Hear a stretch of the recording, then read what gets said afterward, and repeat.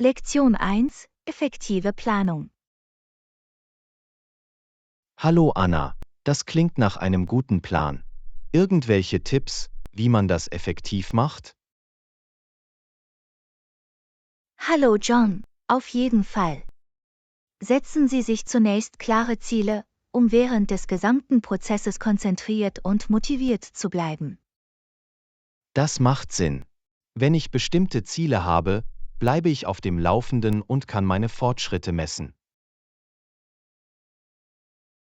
Teilen Sie Ihren Plan in kleinere, überschaubare Aufgaben auf. Es macht alles erreichbarer. Guter Rat. Wenn Sie es aufschlüsseln, wird verhindert, dass Sie sich überfordert fühlen und erleichtert den Einstieg. Priorisieren Sie Ihre Aufgaben nach Wichtigkeit und Fristen. Konzentrieren Sie sich darauf, was zuerst getan werden muss. Wenn ich Prioritäten setze, bleibe ich organisiert und stelle sicher, dass ich die wichtigsten Aufgaben zuerst erledige. Verwenden Sie einen Kalender oder einen Planer, um Ihre Aufgaben zu planen und Zeit für jede Aufgabe einzuplanen. Das ist eine tolle Idee. Wenn ich mir Zeit nehme, kann ich engagiert bleiben und Prokrastination vermeiden. Vermeiden Sie Ablenkungen während Ihrer Arbeits- oder Lernzeit. Finden Sie eine ruhige und konzentrierte Umgebung. Ich werde dafür sorgen, dass ich eine ablenkungsfreie Zone schaffe, damit ich mich konzentrieren und produktiver sein kann. Machen Sie Pausen, um neue Energie zu tanken und Burnout zu vermeiden. Kurze Pausen können den Fokus und die Produktivität verbessern. Ich vergesse oft, Pausen einzulegen, aber ich sehe, wie wichtig es ist, meinen Geist zu erfrischen. Ich werde daran denken, das zu tun. Bleiben Sie flexibel und passen Sie Ihren Plan bei Bedarf an. Das Leben kann unvorhersehbar sein, seien Sie also offen für Anpassungen. Flexibilität ist der Schlüssel. Das werde ich im Hinterkopf behalten und bereit sein, mich anzupassen, wenn es nötig ist. Verfolge deine Fortschritte und feiere deine Erfolge auf deinem Weg. Es hält dich motiviert und ermutigt. Die Anerkennung von Fortschritten wird mir ein Erfolgserlebnis geben. Ich werde auch die kleinen Siege feiern. Sei nicht zu hart zu dir selbst, wenn die Dinge nicht wie geplant laufen. Lerne aus Rückschlägen und mach weiter. Das ist eine wichtige Erinnerung. Es ist in Ordnung, Fehler zu machen und sie als Wachstumschancen zu nutzen. Umgib dich mit unterstützenden Menschen, die dir Führung und Ermutigung bieten können. Ein Unterstützungssystem gibt mir die Motivation und Ermutigung, die ich brauche, um engagiert zu bleiben. Bleib schließlich positiv und glaube an dich selbst. Eine positive Denkweise trägt wesentlich zum Erfolg bei. Ich werde eine positive Einstellung beibehalten und an meine Fähigkeiten glauben. Danke für die wertvollen Tipps. Du bist willkommen. Ich freue mich, dass ich helfen konnte. Viel Glück bei Ihrer effektiven Planung. Du schaffst das. Ich danke dir. Deine Unterstützung bedeutet mir viel. Ich werde diese Tipps in die Praxis umsetzen. Bis zum nächsten Mal, pass auf dich auf.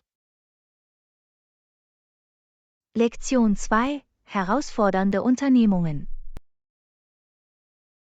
Hey Anna, ja, ich habe gehört, dass es wirklich herausfordernd ist.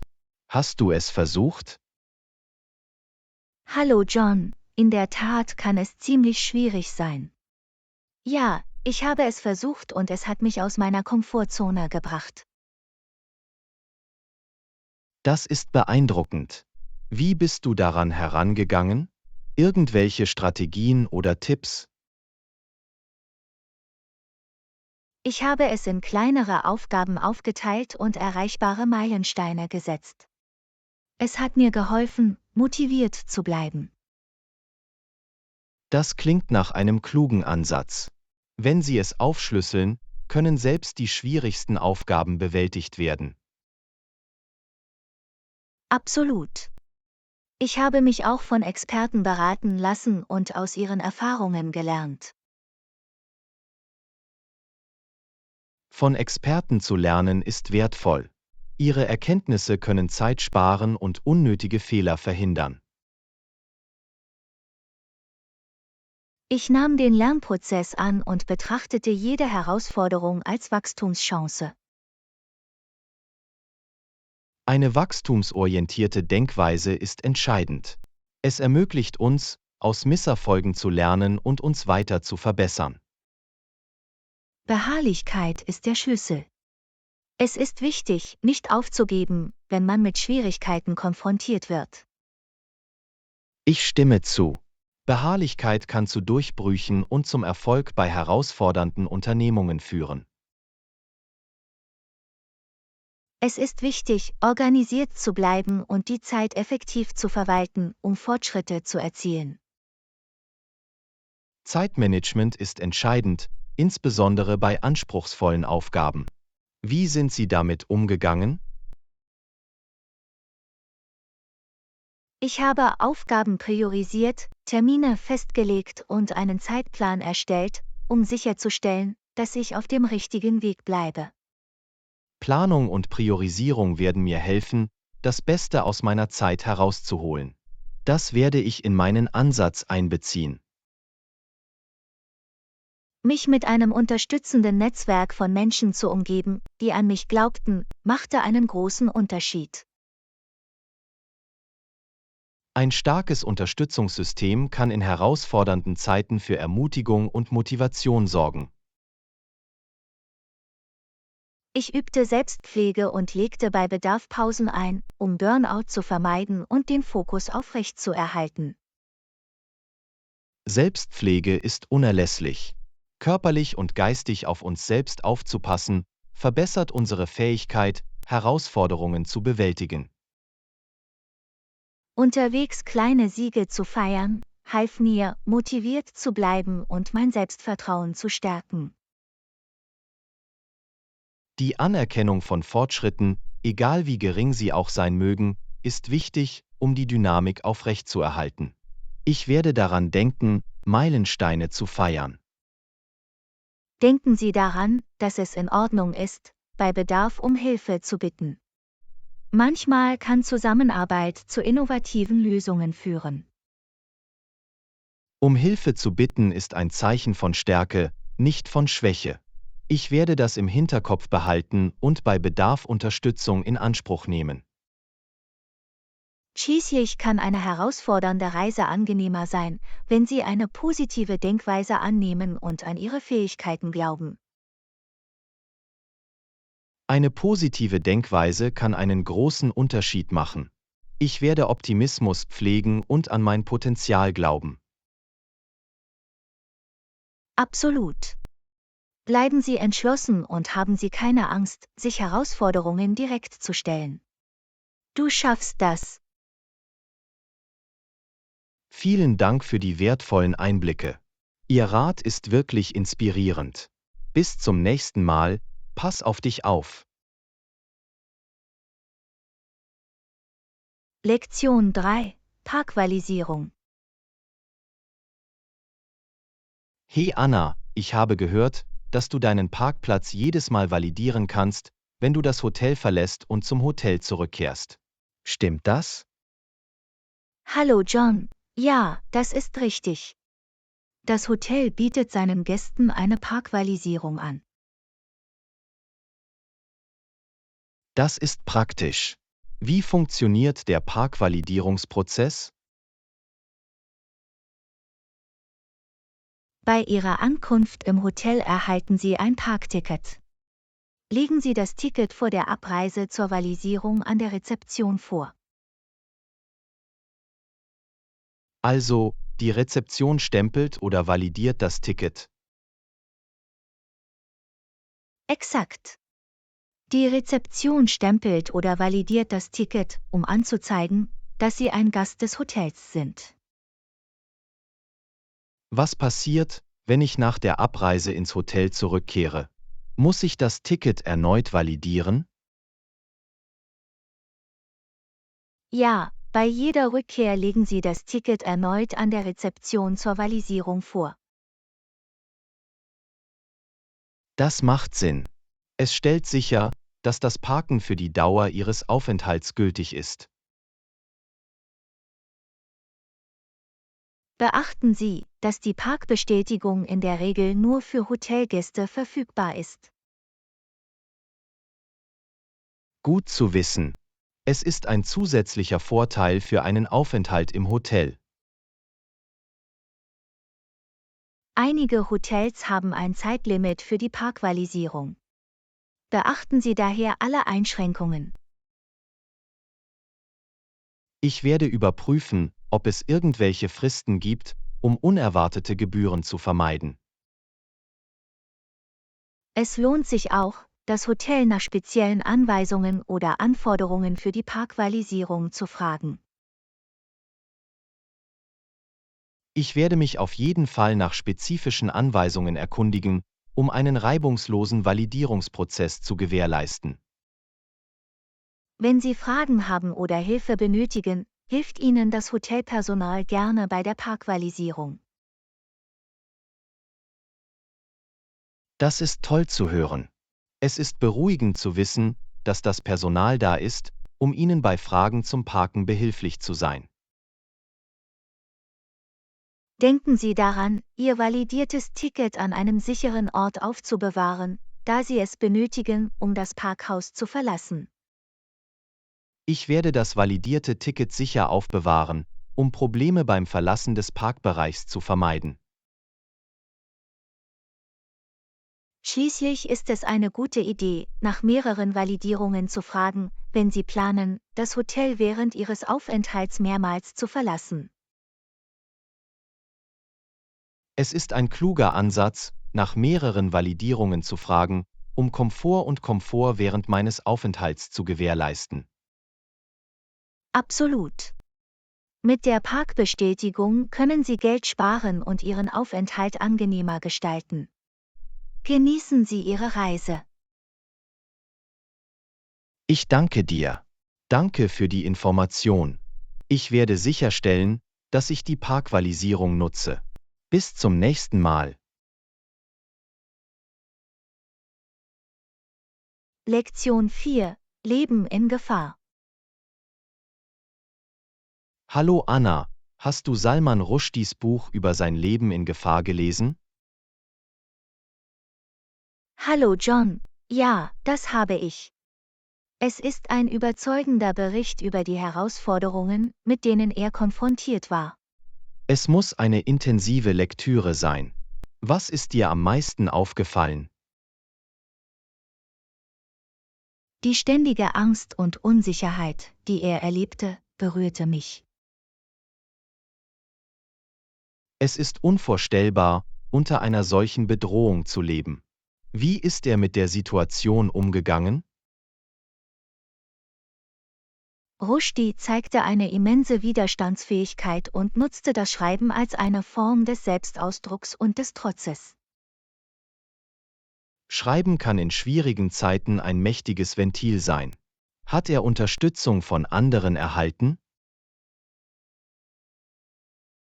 Ja, er hatte ein Netzwerk von Unterstützern, die ihm zur Seite standen und sich für seine Meinungsfreiheit einsetzten. Es ist ermutigend zu wissen, dass er Menschen hatte, die an ihn geglaubt haben. Wie ging er mit der Kritik um, der er ausgesetzt war? Er wurde direkt kritisiert und verteidigte sein Recht, seine Gedanken und Ideen zu äußern. Das erfordert Mut. Hatte Rushdies Situation irgendeinen Einfluss auf seinen Schreibstil oder seine Themen? Absolut. Seine Erfahrungen beeinflussten sein Schreiben. Themen wie Identität, Freiheit und kulturelle Konflikte dominierten in seiner Arbeit. Es ist faszinierend, wie persönliche Erfahrungen das Schreiben eines Autors prägen können. Hat sein Buch Aufschluss über das umfassendere Thema Meinungsfreiheit gegeben? Ja, Rushdies Buch löste wichtige Diskussionen über die Bedeutung des Schutzes der Rede- und Meinungsfreiheit aus. Das ist eine wichtige Diskussion. Hat das Buch irgendwelche Einblicke in die Macht der Literatur und des Geschichtenerzählens gegeben? Auf jeden Fall. Es betonte die Macht der Literatur, Normen in Frage zu stellen, zum Nachdenken anzuregen und Veränderungen anzuregen. Literatur hat die Fähigkeit, eine bedeutende Wirkung zu erzielen. Hat Rushdies Buch Auszeichnungen oder Anerkennungen erhalten? Ja, es erhielt zahlreiche Auszeichnungen, darunter den Booker-Prize, der seiner Geschichte weitere Aufmerksamkeit verschaffte. Eine solche Anerkennung kann dazu beitragen, das Bewusstsein für wichtige Themen zu schärfen. Ist Rushdie heute noch bedroht? Obwohl die Bedrohung im Laufe der Zeit abgenommen hat, ist er aufgrund seiner früheren Erfahrungen immer noch einem gewissen Risiko ausgesetzt. Es ist bedauerlich, dass die Bedrohung nicht vollständig verschwunden ist. Hat Rushdie trotz der Herausforderungen weitergeschrieben? Ja, er hat weiterhin Bücher geschrieben und veröffentlicht und damit seine Widerstandsfähigkeit und Hingabe an sein Handwerk unter Beweis gestellt. Das ist inspirierend. Trotz der Schwierigkeiten bleibt er seiner Leidenschaft verpflichtet. Vielen Dank, dass Sie diese Erkenntnisse geteilt haben. Lektion 5: Grundlegende Fahrpraxis. Hey Anna, ich möchte anfangen, grundlegende Fahrkünste zu üben. Wie kann ich das machen? Hallo John, ein guter Anfang besteht darin, sich mit den grundlegenden Bedienelementen eines Fahrzeugs vertraut zu machen. Das klingt nach einem guten Ausgangspunkt. Was sind einige der wichtigen Steuerelemente, die ich lernen sollte? Sie sollten lernen, das Lenkrad, die Pedale, Gas, Bremse und Kupplung, falls zutreffend, und die Schaltung zu bedienen. Ich hab's. Die Beherrschung dieser Bedienelemente ist entscheidend für ein reibungsloses Fahrerlebnis. Was kommt als nächstes? Üben Sie anschließend, das Fahrzeug sanft zu starten und anzuhalten, indem Sie schrittweise beschleunigen und bremsen. Glatte Übergänge sind wichtig für den Komfort der Passagiere und die allgemeine Sicherheit. Gibt es noch andere Fähigkeiten, auf die Sie sich konzentrieren sollten? Ja, du solltest das Abbiegen, den Spurwechsel und das Verwenden von Blinkern üben, um deine Absichten anzuzeigen. Diese Manöver erfordern gutes Urteilsvermögen und Bewusstsein. Wie kann ich meine Beobachtungsfähigkeiten verbessern? Üben Sie, die Straße zu scannen, Ihre Spiegel häufig zu überprüfen und die Aktionen anderer Fahrer zu antizipieren. Um potenzielle Gefahren zu vermeiden, ist es wichtig, sich der Umgebung bewusst zu sein. Was ist mit Parkfähigkeiten? Parkkenntnisse sind unerlässlich. Übe das parallele Parken, das senkrechte Parken und das Rückwärtsfahren in die Parklücken. Parken kann schwierig sein, aber mit etwas Übung werde ich mich sicher verbessern. Was ist mit defensiven Fahrtechniken? Defensives Fahren ist entscheidend, um auf der Straße sicher zu sein. Lernen Sie, potenzielle Gefahren zu antizipieren und darauf zu reagieren. Es ist wichtig, proaktiv zu sein und auf unerwartete Situationen vorbereitet zu sein. Wie kann ich defensives Fahren üben? Üben Sie, einen Sicherheitsabstand einzuhalten, nach potenziellen Gefahren zu suchen und die Verkehrsregeln zu befolgen. Wenn ich diese Richtlinien befolge, werde ich ein verantwortungsvollerer Fahrer. Gibt es weitere Tipps? Ja, legen Sie immer Ihren Sicherheitsgurt an, vermeiden Sie Ablenkungen wie das Telefonieren und bleiben Sie während der Fahrt ruhig und konzentriert. Sicherheit sollte immer oberste Priorität haben. Ich werde daran denken, diese Tipps zu befolgen. Danke für die Anleitung. Lektion 6: Fließendes Spiel und natürliche Pausen. Hallo Anna, ist dir aufgefallen, wie ununterbrochenes und flüssiges Spielen entscheidend für den Erfolg einer Sportart sein kann? Hallo John, absolut. Diese Art der kontinuierlichen Aktion hält die Aufregung und das Energieniveau hoch. Es ist faszinierend, wie natürliche Pausen im Spiel das Gesamterlebnis verbessern können. Welche Sportarten kommen dir in den Sinn? Sportarten wie Fußball, Basketball und Hockey werden oft ununterbrochen mit minimalen Unterbrechungen gespielt. Diese ständige Bewegung und Fluidität machen es faszinierend, diese Sportarten anzuschauen. Hat fließendes Spielen irgendwelche Vorteile? Fließendes Spiel fördert Athletik, Teamwork und strategisches Denken der Spieler. Das macht Sinn. Es erfordert, dass die Spieler konzentriert bleiben und Entscheidungen in Sekundenbruchteilen treffen. Gibt es irgendwelche Herausforderungen beim kontinuierlichen Spielen? Eine Herausforderung besteht darin, die Ausdauer während des gesamten Spiels aufrechtzuerhalten, da dies körperlich anstrengend sein kann. Ausdauer spielt in diesen Sportarten eine entscheidende Rolle. Wie wirken sich natürliche Pausen wie die Halbzeit auf den Spielfluss aus? Natürliche Pausen wie die Halbzeit ermöglichen es den Spielern, sich auszuruhen, Strategien zu entwickeln und Anpassungen für die zweite Halbzeit vorzunehmen. Die Halbzeit bietet eine wertvolle Gelegenheit, das Spiel neu zu gruppieren und zu analysieren.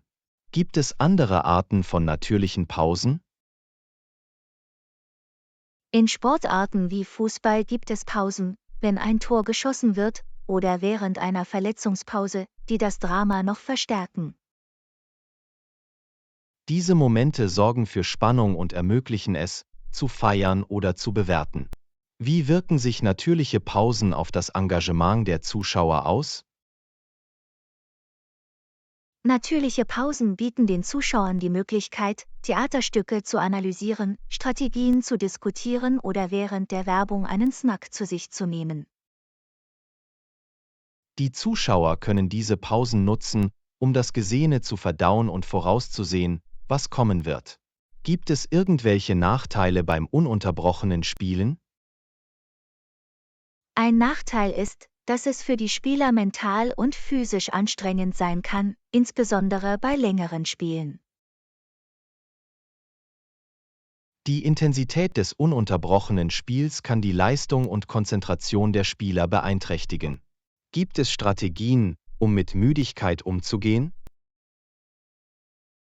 Das richtige Training, die richtige Kondition und das richtige Tempo während des Spiels können helfen, Müdigkeit zu bewältigen und die Leistung aufrechtzuerhalten. Training und Tempo sind für Sportler unerlässlich, um ihr Leistungsniveau aufrechtzuerhalten. Welche anderen Sportarten profitieren vom fließenden Spiel?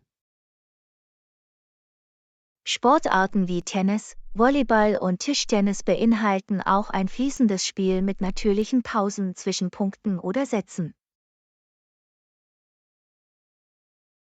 Diese Sportarten schaffen ein Gleichgewicht zwischen kontinuierlichem Spiel und Momenten der Ruhe und Bewertung. Es hält den Schwung aufrecht.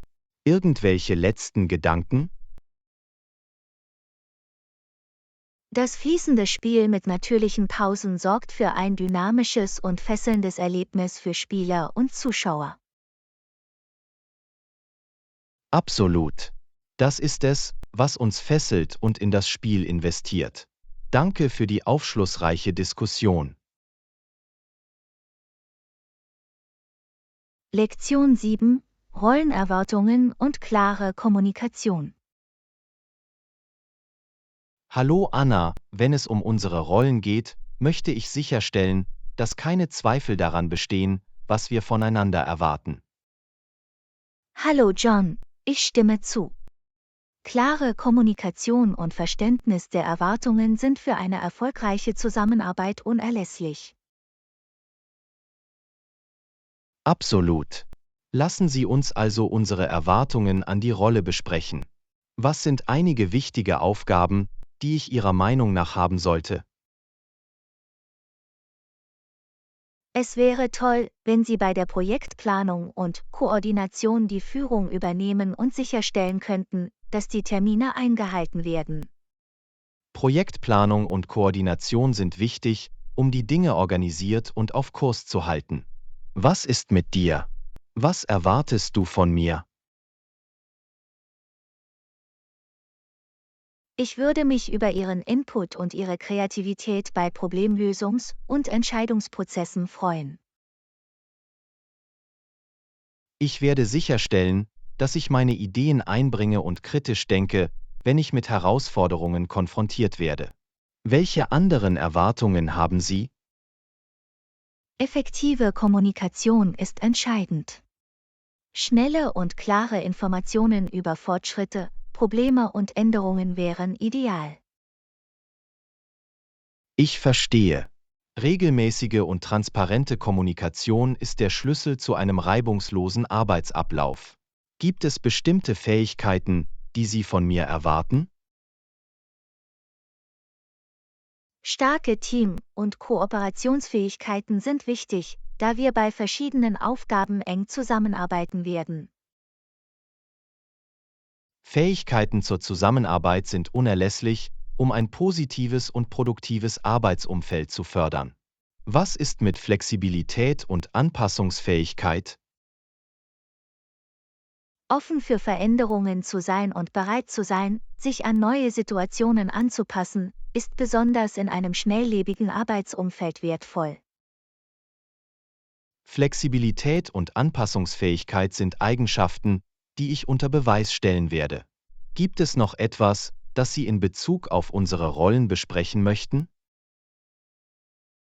Es ist wichtig, alle Bedenken oder Konflikte, die auftreten können, offen und konstruktiv anzusprechen, um eine gesunde Arbeitsbeziehung aufrechtzuerhalten. Ich stimme zu. Das frühzeitige Ausräumen von Bedenken hilft, Missverständnissen vorzubeugen und fördert eine positive Arbeitsdynamik. Irgendwelche abschließenden Gedanken?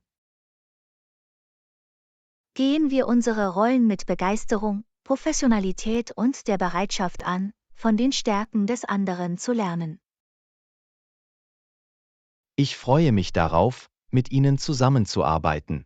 Mit klaren Erwartungen und effektiver Kommunikation bin ich zuversichtlich, dass wir uns auszeichnen werden. Lektion 8: Aktiv und unterhaltsam trainieren. Hallo Anna, regelmäßige Bewegung ist entscheidend für einen gesunden Lebensstil. Haben Sie Aktivitäten gefunden, die Ihnen Spaß machen? Hallo John, auf jeden Fall. Aktivitäten zu finden, die mir Spaß machen, wie Laufen oder Tanzen, macht das Training unterhaltsamer und nachhaltiger. Das ist großartig. Wenn Sie an Aktivitäten teilnehmen, die Ihnen Spaß machen, bleiben Sie motiviert. Welche anderen Übungen finden Sie unterhaltsam? Ich habe vor kurzem angefangen, Yoga zu praktizieren, und es war eine wunderbare Möglichkeit, die Flexibilität zu verbessern und innere Ruhe zu finden. Yoga ist fantastisch für körperliches und geistiges Wohlbefinden. Haben Sie Gruppenaktivitäten oder Sportarten ausprobiert? Ja, ich bin einer lokalen Volleyballmannschaft beigetreten, und es war eine großartige Möglichkeit, Kontakte zu knüpfen und gleichzeitig gut zu trainieren. Mannschaftssportarten eignen sich hervorragend, um Kameradschaft aufzubauen und die allgemeine Fitness zu verbessern. Wie wäre es mit Outdoor-Aktivitäten? Ich liebe es zu wandern und Naturpfade zu erkunden. Es ist eine erfrischende Art, Sport zu treiben und gleichzeitig die Schönheit der Natur zu genießen. Wandern ermöglicht es Ihnen, sich mit der Natur zu verbinden und gleichzeitig die Vorteile körperlicher Aktivität zu nutzen. Gibt es noch andere Aktivitäten, die du empfiehlst? Schwimmen ist ein fantastisches, gelenkschonendes Ganzkörpertraining. Es ist auch perfekt für heiße Sommertage. Schwimmen ist eine Übung mit geringen Auswirkungen, die eine Vielzahl von gesundheitlichen Vorteilen bietet. Hast du jemals versucht, Rad zu fahren? Ja, Radfahren ist eine weitere unterhaltsame Aktivität. Es ermöglicht Ihnen, neue Orte zu erkunden und gleichzeitig Ihre Beine und Ihr Herz-Kreislauf-System zu trainieren. Radfahren verbindet Bewegung und Abenteuer. Es ist eine großartige Möglichkeit, neue Strecken zu entdecken und die Landschaft zu genießen. Irgendwelche abschließenden Gedanken? Der Schlüssel liegt darin, Aktivitäten zu finden, die Ihnen Freude bereiten und Sie motivieren. Auf diese Weise wird Bewegung zu einem festen Bestandteil Ihres Lebens. Absolut. Wenn dir Spaß macht, was du tust, fühlt es sich nicht wie eine lästige Pflicht an. Danke, dass du deine Erkenntnisse geteilt hast. Lektion 9: Chancengleichheit und Bildung. Hallo Anna, es ist unglaublich, dass jetzt fast jeder Zugang zu Bildung und Ausbildung hat. Wir könnten erwarten, gut zu leben. Hallo John, absolut. Bildung öffnet Türen und bietet Chancengleichheit für persönliches Wachstum und Erfolg. Bildung ist ein mächtiges Instrument, das es Menschen ermöglicht, ihren Leidenschaften nachzugehen und ihre Ziele zu erreichen. Welche Themen finden Sie interessant? Ich fühle mich besonders zu Wissenschaft und Technologie hingezogen. Die Fortschritte in diesen Bereichen haben tiefgreifende Auswirkungen auf unser Leben. Wissenschaft und Technologie sind faszinierende Studienbereiche. Sie prägen die Welt, in der wir leben, und bieten endlose Möglichkeiten. Was ist mit dir? Ich habe eine Leidenschaft für Sprachen und Literatur. Die Erforschung verschiedener Kulturen durch Literatur erweitert unseren Horizont. Sprache und Literatur ermöglichen ein tieferes Verständnis der menschlichen Erfahrung. Es ist erstaunlich, wie Worte Emotionen und Ideen vermitteln können. Gibt es noch andere Fächer, die dir Spaß machen? Die Geschichte fasziniert mich. Wenn wir etwas über vergangene Ereignisse lernen, können wir verstehen, wie sich Gesellschaften entwickelt haben und wie wir die Zukunft gestalten können. Die Geschichte gibt uns wertvolle Einblicke in unsere Wurzeln und lehrt uns wertvolle Lektionen. Es ist wichtig, vergangene Fehler nicht zu wiederholen. Was ist mit praktischen Fähigkeiten? Praktische Fähigkeiten wie Kochen, Gärtnern und Heimwerkerprojekte können unserem Leben ein Gefühl der Erfüllung und Selbstversorgung verleihen. Absolut. In der Lage zu sein, eine köstliche Mahlzeit zuzubereiten oder etwas im Haus zu reparieren, stärkt und bereichert unser tägliches Leben. Irgendwelche Gedanken zum lebenslangen Lernen? Lebenslanges Lernen ist in dieser sich schnell verändernden Welt von entscheidender Bedeutung. Es ermöglicht uns, uns anzupassen, zu wachsen und intellektuell stimuliert zu bleiben. Kontinuierliches Lernen stellt sicher, dass wir nie aufhören, uns weiterzuentwickeln, und hält unseren Verstand scharf. Es ist eine lebenslange Reise der Selbstverbesserung. Irgendwelche letzten Gedanken?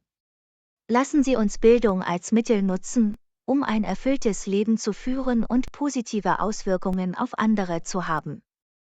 Wissen ist wirklich Macht. Gut gesagt. Bildung befähigt uns, unser Leben zu gestalten und einen Beitrag zur Gesellschaft zu leisten. Wir freuen uns auf eine Zukunft voller endloser Möglichkeiten. Lektion 10: Flughafentaxis und Fahrpreise. Hallo Anna, weißt du, ob es Flughafentaxis in der Nähe gibt? Wie viel kostet der Fahrpreis in die Innenstadt normalerweise? Hallo John. Ja, außerhalb des Flughafens stehen normalerweise Taxis zur Verfügung. Der Fahrpreis in die Innenstadt hängt von der Entfernung und den Verkehrsbedingungen ab. Das macht Sinn. Ist es besser, ein Taxi zu nehmen oder öffentliche Verkehrsmittel zu benutzen, um in die Innenstadt zu gelangen? Das hängt von Ihren Vorlieben und der Bequemlichkeit ab, die Sie suchen. Taxis sind direkter, während öffentliche Verkehrsmittel kostengünstiger sein können. Ich verstehe. Gibt es zusätzliche Gebühren für Gepäck oder Mautgebühren, wenn Sie ein Taxi vom Flughafen nehmen? Bei einigen Taxis fällt möglicherweise eine zusätzliche Gebühr für die Gepäckabfertigung an, und wenn die Route mautpflichtige Straßen beinhaltet, können Mautgebühren anfallen. Gut zu wissen. Ist es üblich, dem Taxifahrer Trinkgeld zu geben, und wenn ja, wie viel? Trinkgeld ist üblich und beträgt in der Regel etwa 10 bis 15% des Gesamtpreises. Es ist eine Möglichkeit, Wertschätzung für den erbrachten Service zu zeigen. Danke für die Information. Gibt es alternative Transportmöglichkeiten vom Flughafen? Ja, am Flughafen stehen oft Shuttle-Services, Mitfahr-Apps oder sogar Mietwagen-Services zur Verfügung. Das ist hilfreich. Gibt es irgendwelche Sicherheitsvorkehrungen, die wir treffen sollten, wenn wir Flughafentaxis benutzen? Es ist immer ratsam, lizenzierte Taxis zu benutzen und sicherzustellen, dass der Fahrer das Taxameter benutzt. Gehen Sie auch vorsichtig mit Ihren Sachen um und bewahren Sie Wertsachen sicher auf. Sicherheit hat oberste Priorität. Gibt es Sprachbarrieren, die bei der Kommunikation mit Taxifahrern zu berücksichtigen sind? In einigen Fällen können Sprachbarrieren bestehen. Es ist hilfreich, die Adresse aufschreiben zu lassen oder Übersetzungs-Apps zu verwenden, um die Kommunikation zu erleichtern. Tolle Tipps. Gibt es noch etwas, das wir über Flughafentaxis und die Fortbewegung in der Stadt wissen sollten? Es ist eine gute Idee, sich im Voraus über die ungefähren Fahrpreise zu informieren und eine lokale Währung für die Zahlung zur Hand zu haben. Ich danke dir. Ihre Erkenntnisse werden Ihnen sicherlich helfen, den Transport vom Flughafen aus zu steuern. Ich weiß das zu schätzen. Lektion 11: Reiseplanung und Gästekritiken. Hallo Anna, genau als ich unser Hotel gebucht habe, habe ich darauf geachtet, Bewertungen von früheren Gästen zu lesen. Es ist wichtig, eine informierte Entscheidung zu treffen, finden Sie nicht? Hallo John, absolut. Das Lesen von Gästekritiken bietet wertvolle Einblicke in die Qualität des Hotels und die Erfahrungen anderer Reisender. Bewertungen geben uns eine realistische Perspektive und helfen uns einzuschätzen, ob das Hotel unseren Erwartungen entspricht. Haben Sie in den Bewertungen nützliche Tipps gefunden? Ja, in einigen Bewertungen wurden bestimmte Annehmlichkeiten wie ein Fitnessstudio oder ein Pool auf dem Dach erwähnt, die auf der Website des Hotels nicht erwähnt wurden. Es ist gut, über diese versteckten Juwelen Bescheid zu wissen. Das ist großartig. Bewertungen können Insiderwissen liefern, das Websites möglicherweise übersehen. Sind Sie auf negative Rückmeldungen gestoßen, die Sie beunruhigt haben? Ja, in einigen Bewertungen wurden Probleme mit der Sauberkeit und dem Geräuschpegel erwähnt. Es ist wichtig, sowohl positive als auch negative Aspekte zu berücksichtigen, bevor Sie eine Entscheidung treffen. Absolut, wenn wir uns potenzieller Nachteile bewusst sind, können wir eine fundierte Entscheidung treffen. Haben Sie in den Bewertungen wiederkehrende Themen gefunden?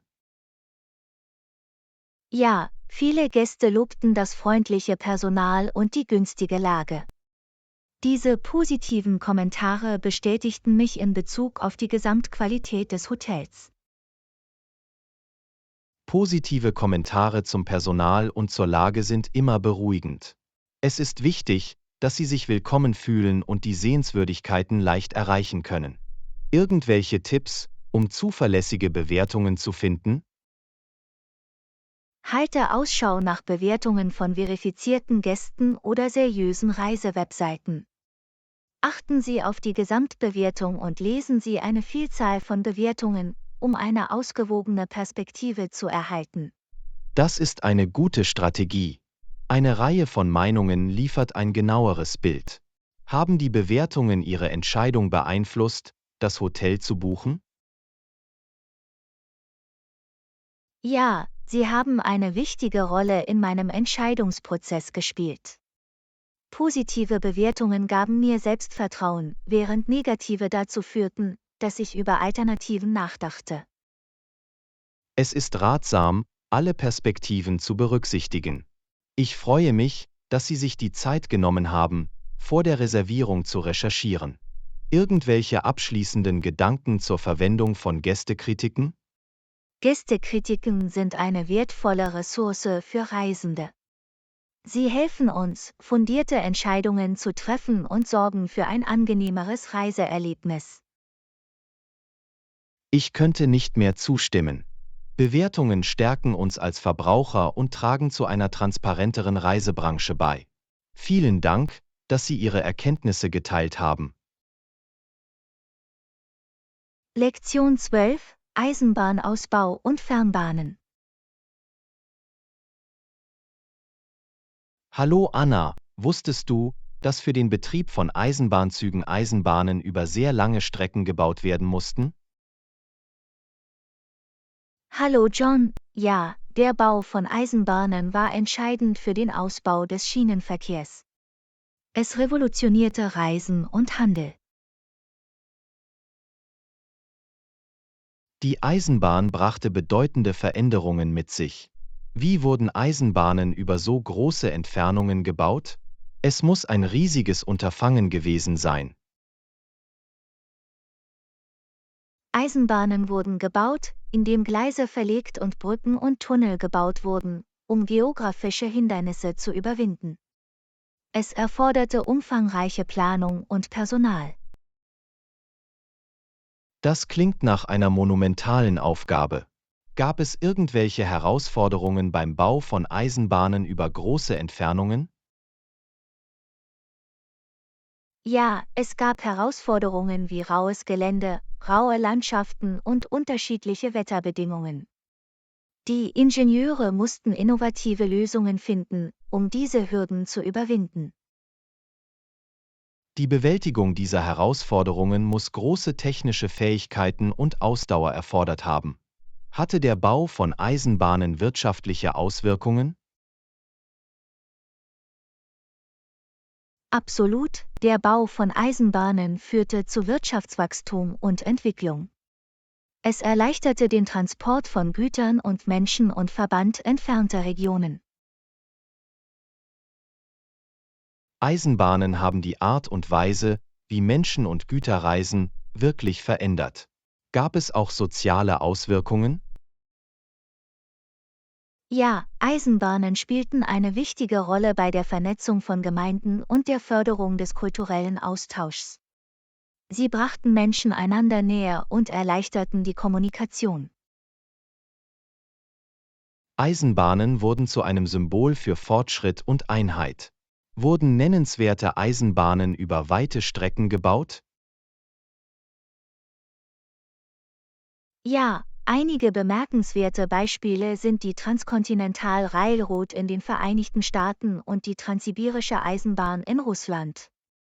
Sie verbanden riesige Gebiete. Das sind beeindruckende Errungenschaften in der Eisenbahninfrastruktur. Hatte der Bau von Eisenbahnen irgendwelche Auswirkungen auf die Umwelt? Der Bau von Eisenbahnen hatte einige Auswirkungen auf die Umwelt, insbesondere in Bezug auf die Landnutzung und die Zerstörung von Lebensräumen. Umweltaspekte sind bei der modernen Eisenbahnentwicklung wichtig. Das Verständnis der Umweltauswirkungen ist für eine nachhaltige Eisenbahnentwicklung von entscheidender Bedeutung. Gibt es noch andere interessante Fakten über Eisenbahnen und Fernbahnen? Eisenbahnen spielten eine zentrale Rolle bei der Gestaltung der industriellen Revolution und der Förderung der Globalisierung. Sie sind nach wie vor weltweit ein unverzichtbares Transportmittel. Eisenbahnen haben eine reiche Geschichte und sind auch heute noch relevant. Ich freue mich, mehr über ihre Bedeutung zu erfahren. Ich danke dir. Lektion 13: Winter auf der Südhalbkugel. Hallo Anna, wusstest du, dass der Winter nicht sehr kalt ist, weil Neuseeland im Süden der Welt liegt? Hallo John, ja, es ist faszinierend, wie unterschiedlich die Jahreszeiten auf der Südhalbkugel sind. Der Winter in Neuseeland kann im Vergleich zu anderen Regionen milder sein. Das ist interessant. Wie würdest du das Winterwetter in Neuseeland beschreiben?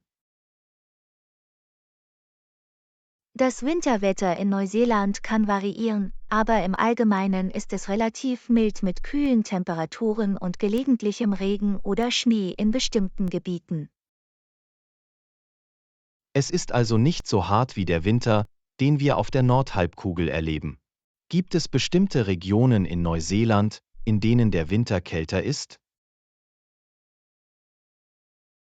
Ja, in den Bergregionen Neuseelands, wie den Südalpen, kann es im Winter zu kälteren Temperaturen und mehr Schneefall kommen.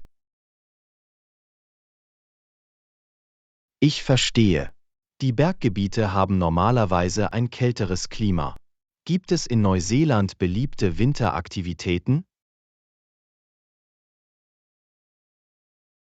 Ja, Wintersportarten wie Skifahren, Snowboarden und Eisklettern sind in Neuseeland beliebt. Das bergige Gelände bietet hervorragende Möglichkeiten für diese Aktivitäten. Das klingt aufregend. Wintersportler würden es genießen, die Pisten Neuseelands zu erkunden. Gibt es Winterfeste oder Veranstaltungen? Ja, es gibt Winterfestivals wie das Queenstown Winter Festival und das Matariki Festival, die die Wintersaison mit verschiedenen kulturellen Veranstaltungen und Aktivitäten feiern. Winterfestivals verleihen der Jahreszeit eine lebendige Note. Es ist eine großartige Möglichkeit, die kälteren Monate zu genießen. Gibt es etwas Einzigartiges am neuseeländischen Winter im Vergleich zu anderen Ländern? Ein einzigartiger Aspekt sind die atemberaubenden Naturlandschaften, die durch die Wintersaison noch verstärkt werden. Schneebedeckte Berge und unberührte Seen bilden eine malerische Landschaft. Das klingt absolut atemberaubend. Die Winterlandschaft muss ein unvergesslicher Anblick sein. Gibt es irgendwelche Vorsichtsmaßnahmen, die Menschen im Winter in Neuseeland treffen sollten? Es ist wichtig, sich warm anzuziehen und auf wechselnde Wetterbedingungen vorbereitet zu sein, insbesondere wenn Sie Outdoor-Aktivitäten ausüben. Es ist ratsam, die Wettervorhersagen zu überprüfen. Für ein sicheres und angenehmes Wintererlebnis ist es entscheidend, vorbereitet zu sein. Gibt es noch andere interessante Fakten über den Winter auf der Südhalbkugel? Auf der Südhalbkugel beginnt der Winter offiziell im Juni und endet im August. Es ist das Gegenteil der Wintermonate auf der Nordhalbkugel. Das ist eine interessante Umkehrung der Jahreszeiten. Der Winter auf der Südhalbkugel bietet ein einzigartiges Erlebnis. Vielen Dank, dass Sie diese Erkenntnisse geteilt haben. Lektion 14: Kollaborationen mit Influencern und Eventsponsoring. Hallo Anna, hast du jemals darüber nachgedacht, Influencer-Kollaborationen auszuprobieren oder lokale Veranstaltungen zu sponsern, um für unser Geschäft zu werben?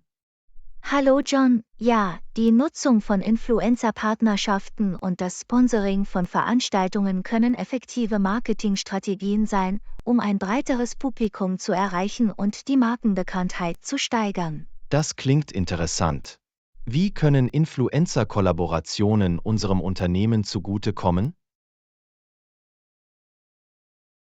Kollaborationen mit Influencern ermöglichen es uns, das bestehende Publikum des Influencers anzusprechen und seine Follower kennenzulernen, die an unseren Produkten oder Dienstleistungen interessiert sein könnten. Es hilft uns also, unsere Reichweite zu erweitern und mit potenziellen Kunden in Kontakt zu treten. Welche Faktoren sollten wir bei der Auswahl von Influencern für die Zusammenarbeit berücksichtigen? Wir sollten die Relevanz des Influencers für unseren Zielmarkt, sein Engagement mit seinem Publikum und die Authentizität seines Inhalts berücksichtigen, um sicherzustellen, dass er gut zu unserer Marke passt. Es ist entscheidend, die richtigen Influencer zu finden, die unseren Markenwerten entsprechen. Wie wäre es mit dem Sponsoring lokaler Veranstaltungen? Wie kann das von Vorteil sein?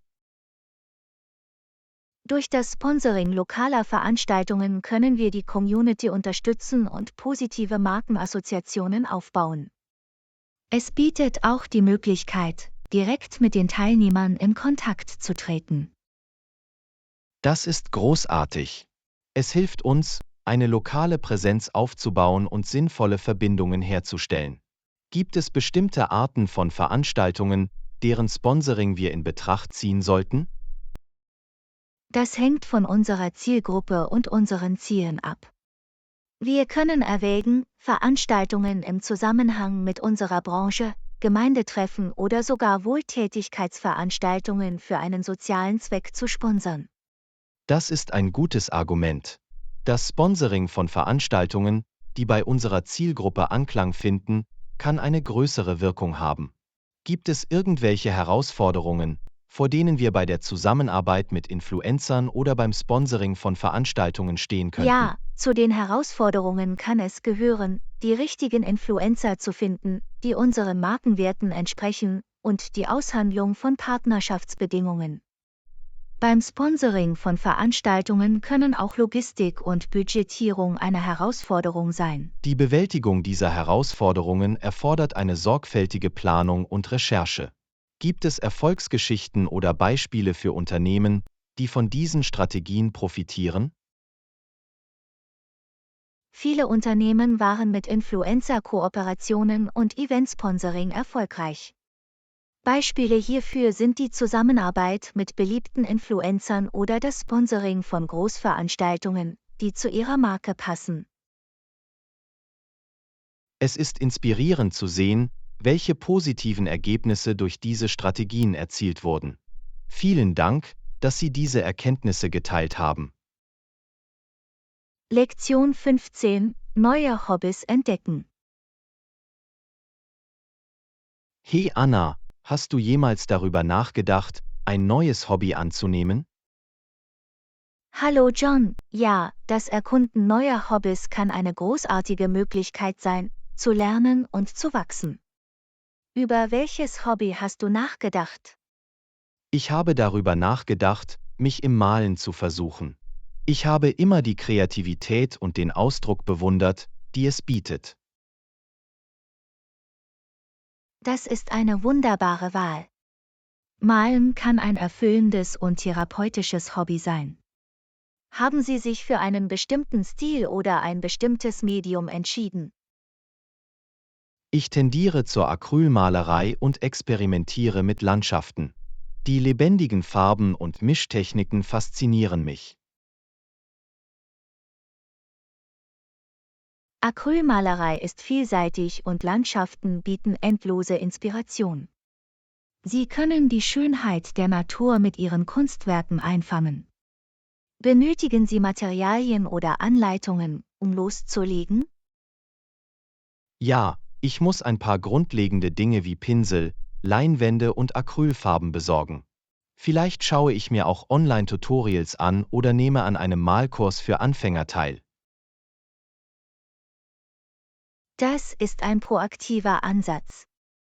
Online-Tutorials und Kurse können wertvolle Anleitungen bieten und Ihnen helfen, Ihre Fähigkeiten weiterzuentwickeln. Gibt es noch andere Hobbys, an denen du interessiert bist? Neben dem Malen habe ich auch darüber nachgedacht, Gitarre spielen zu lernen. Musik war schon immer eine Leidenschaft von mir. Ein Instrument spielen zu lernen kann lohnend sein. Die Gitarre ist eine vielseitige Wahl mit einer Vielzahl von Genres, die es zu entdecken gilt. Würdest du formellen Unterricht nehmen oder dich selbst unterrichten? Ich denke, ich werde mit dem Selbstunterricht mit Hilfe von Online-Ressourcen und Lehrvideos beginnen. Wenn ich Fortschritte mache, könnte ich formellen Unterricht in Betracht ziehen, um meine Fähigkeiten weiter zu verbessern. Das klingt nach einem guten Plan. Selbstunterricht ermöglicht Flexibilität, und formeller Unterricht kann bei Bedarf eine strukturierte Anleitung bieten. Hast du noch andere Hobbys auf deiner Liste? Ich war fasziniert von der Fotografie. Momente festzuhalten und Geschichten durch Bilder zu erzählen, scheint faszinierend. Hast du irgendwelche Tipps zum Fotografieren? Unbedingt. Machen Sie sich zunächst mit den Grundfunktionen Ihrer Kamera vertraut. Experimentieren Sie mit Komposition, Beleuchtung und Perspektive. Übe regelmäßig und erforsche verschiedene Themen. Danke für die Tipps. Ich freue mich darauf, mich auf diese neuen Hobbys einzulassen und zu sehen, wohin sie mich führen. Lektion 16. Unverzichtbare Snacks zum Wandern. Hallo Anna, wenn du wandern gehst, denk daran, ein paar Snacks einzupacken. Ohne sie kannst du absolut nicht wandern gehen. Hallo John, du hast recht. Snacks sind unverzichtbar für Energie und Genuss bei Wanderungen. Welche Snacks würdest du empfehlen? Ich empfehle, eine Trailmischung mit Nüssen, Trockenfrüchten und Schokolade einzupacken, um eine ausgewogene und leckere Variante zu erhalten. Es liefert sowohl Nährstoffe als auch einen süßen Leckerbissen. Das klingt köstlich. Ich füge der Liste auch Müsliriegel hinzu. Sie sind praktisch und sorgen in den Pausen für einen schnellen Energieschub. Müsliriegel sind eine gute Wahl.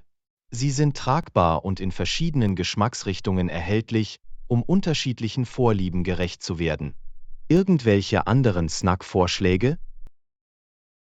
Wie wäre es, frisches Obst wie Äpfel oder Orangen einzupacken? Sie sind erfrischend, feuchtigkeitsspendend und liefern natürlichen Zucker, um sie mit Energie zu versorgen. Frisches Obst ist eine fantastische Idee. Es verleiht der Auswahl an Snacks ein gesundes und feuchtigkeitsspendendes Element. Wie wäre es mit etwas Herzhaftem? Für eine herzhafte Variante würde ich vorschlagen, einzelne Pakete mit Nüssen oder Käse zu verpacken. Sie liefern Protein und stillen das Verlangen nach salzigem Geschmack. Nüsse und Käse sind eine hervorragende Wahl. Sie bieten eine gute Proteinquelle und können helfen, den Hunger bei längeren Wanderungen in Schach zu halten. Irgendwelche Getränkeempfehlungen? Es ist wichtig, beim Wandern ausreichend Flüssigkeit zu sich zu nehmen. Ich würde empfehlen, viel Wasser und vielleicht einige Elektro-LY-Getränke wie Sportgetränke oder Kokoswasser einzupacken. Flüssigkeitszufuhr ist der Schlüssel. Wasser- und Elektro-LY-Getränke halten uns erfrischt und verhindern Austrocknung. Gibt es noch etwas, das wir berücksichtigen sollten? Vergessen Sie nicht, leichte, nicht verderbliche Snacks wie Energieriegel oder Trockenfleisch einzupacken. Sie sind praktisch und können unterwegs genossen werden. Ausgezeichneter Punkt. Nicht verderbliche Snacks sind praktisch für längere Wanderungen oder wenn Sie einen schnellen Happen brauchen. Vielen Dank für diese Snackvorschläge. Lektion 17. Bewahren Sie indigene Kulturen. Hallo Anna, wusstest du, dass indigene Kulturen vom Aussterben bedroht waren, da weiße Siedler mehr Land verlangten? Hallo John. Ja, es ist bedauerlich, dass Ihre Kultur und Ihr Erbe gefährdet waren. Sie hatten eine reiche Geschichte, die es wert war, bewahrt zu werden. Was können wir tun, um zu helfen? Wir können damit beginnen, uns über indigene Kulturen, ihre Traditionen und ihren Beitrag zur Gesellschaft zu informieren. Das ist ein großartiger erster Schritt. Wir sollten auch Initiativen unterstützen und fördern, die darauf abzielen, indigene Sprachen und Traditionen zu bewahren. Absolut. Programme zur Wiederbelebung der Sprachen sind entscheidend, um die indigenen Sprachen am Leben zu erhalten und sie an zukünftige Generationen weiterzugeben.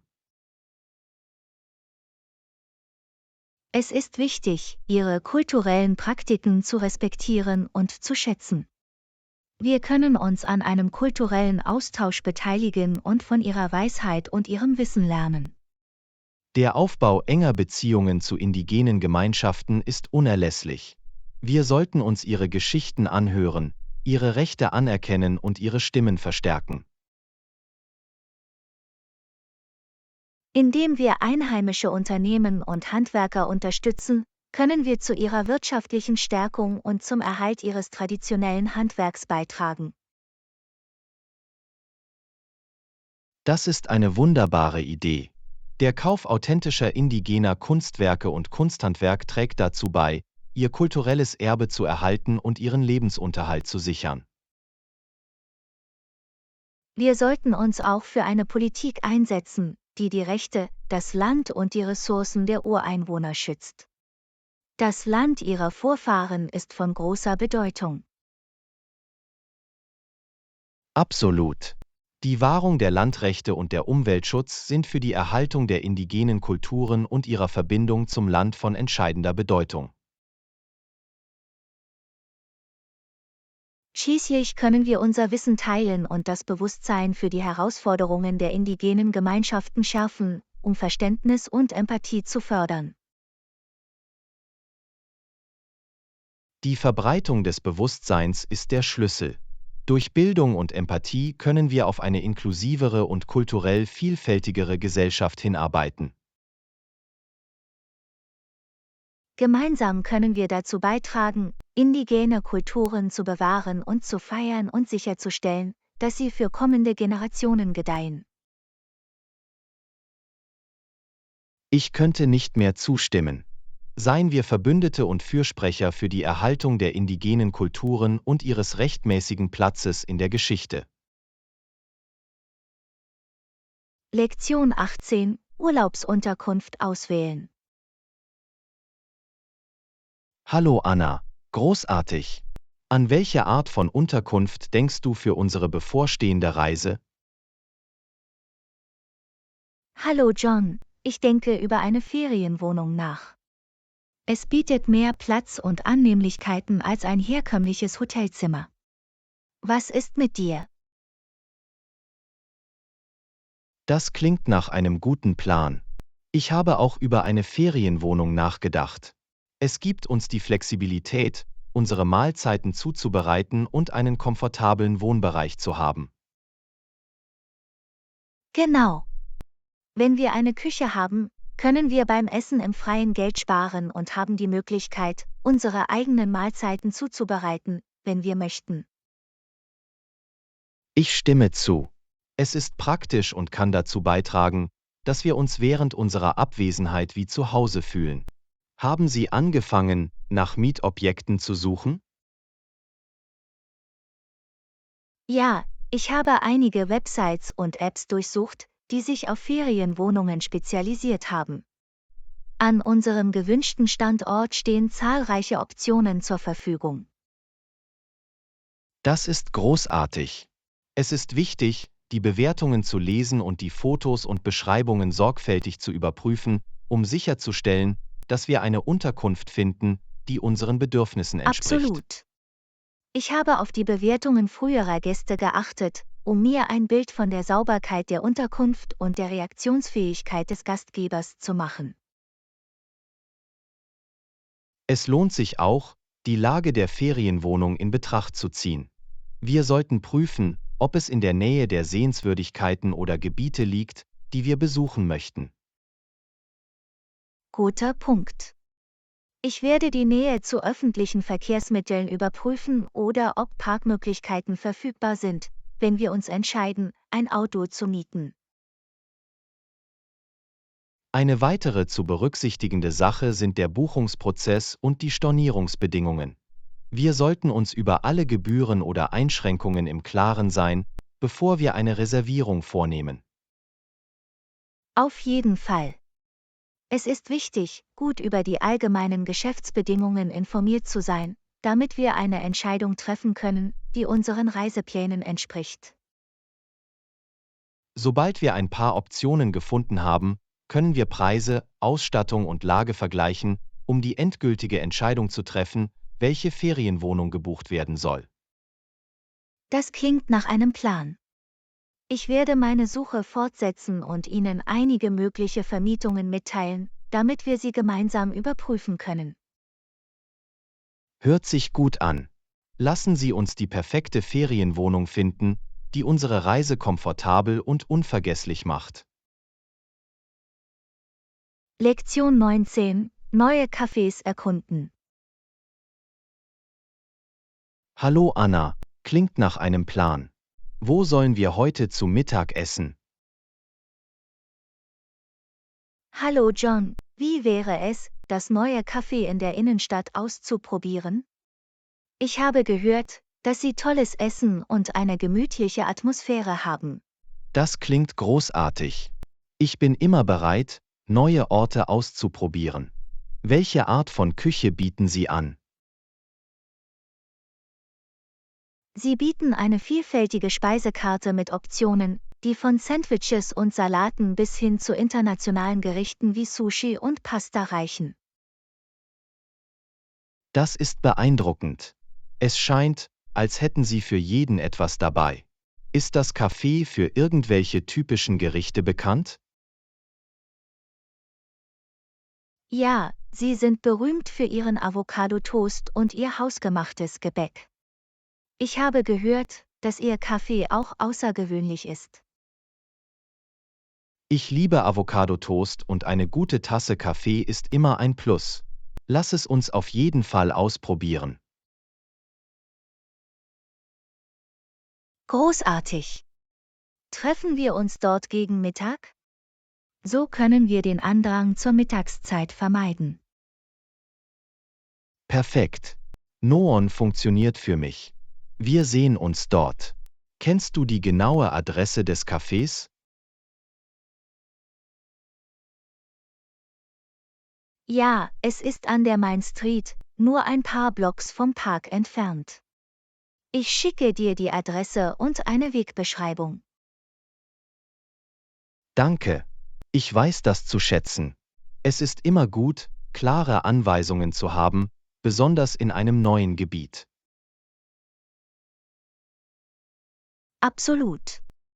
Es ist wichtig, im Voraus zu planen und sicherzustellen, dass wir uns nicht verirren.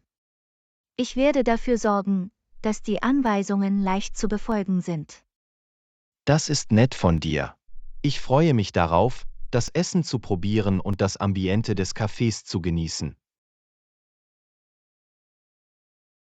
Ich auch. Es ist aufregend, neue Orte zu erkunden und versteckte Juwelen in unserer Stadt zu entdecken. Das ist eines der Dinge, die ich am Leben hier liebe. Es gibt immer etwas Neues zu entdecken und zu erleben. Ich könnte nicht mehr zustimmen. Unsere Stadt hat eine lebendige Food-Szene, und es macht Spaß, ein Teil davon zu sein. Nun, dann sehen wir uns mittags im Café. Ich werde schon hungrig, wenn ich nur daran denke. Haha, hier auch. Bis bald. Lass uns zusammen ein köstliches Mittagessen essen. Absolut. Freue mich darauf.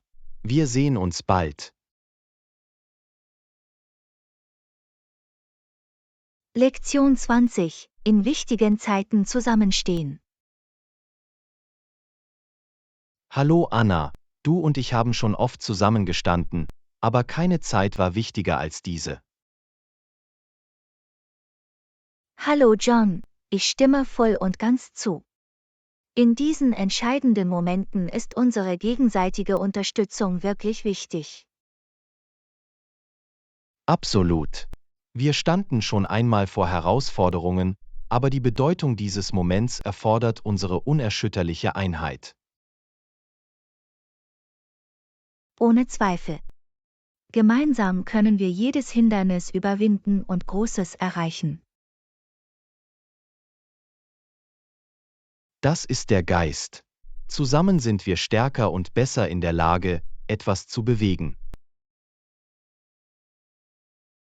Es ist inspirierend zu sehen, wie unsere gemeinsamen Bemühungen zu bedeutsamen Veränderungen und Fortschritten führen können. Auf jeden Fall. Unsere gemeinsame Entschlossenheit und Widerstandsfähigkeit können positive Auswirkungen haben, die sich nicht nur auf uns auswirken. Es ist wichtig, sich daran zu erinnern, dass selbst kleinste freundliche und unterstützende Handlungen einen großen Unterschied machen können. Absolut. Jede Geste zählt, und wenn wir zusammenkommen, können wir eine Welle der Positivität und Veränderung auslösen. Ich glaube, wenn wir vereint sind, werden unsere Stimmen lauter und wir können die Veränderungen herbeiführen, die wir anstreben. Das ist eine starke Wahrheit. Unsere Einheit hat das Potenzial, den Lauf der Dinge zu beeinflussen und eine bessere Zukunft zu gestalten. Gemeinsam können wir Brücken bauen, Barrieren überwinden und das Verständnis zwischen verschiedenen Gemeinschaften fördern. Genau. Gerade in diesen wichtigen Zeiten können wir die Stärke unserer Einheit wirklich unter Beweis stellen. Und durch unser kollektives Handeln können wir andere dazu inspirieren, sich uns anzuschließen und eine nachhaltige Wirkung zu erzielen. Lassen Sie uns weiter zusammenstehen und mit gutem Beispiel vorangehen. Unsere gemeinsamen Anstrengungen können weit und breit positive Veränderungen auslösen. Ich könnte nicht mehr zustimmen.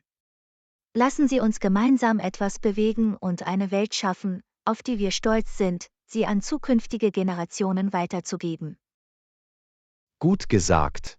Lasst uns stark sein, uns gegenseitig unterstützen und diese wichtige Zeit zu einem Wendepunkt auf unserer Reise machen.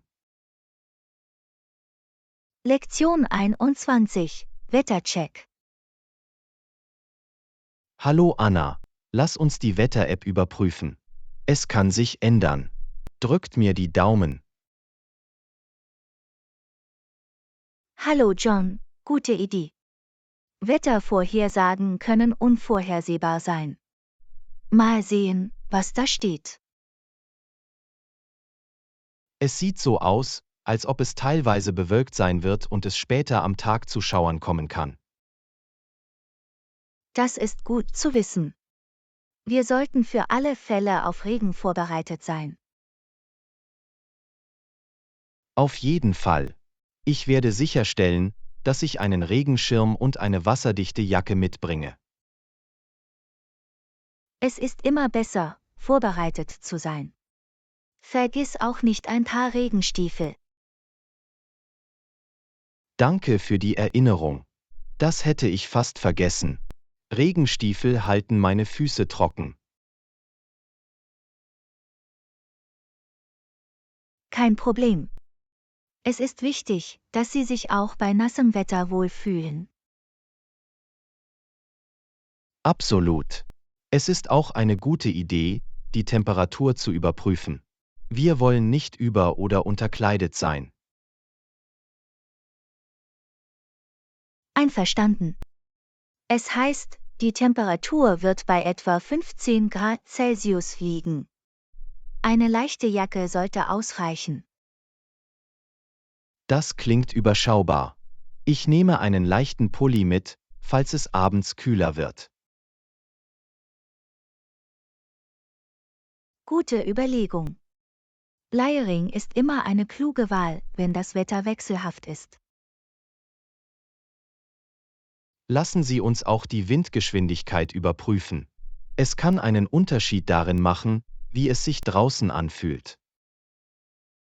Du hast recht.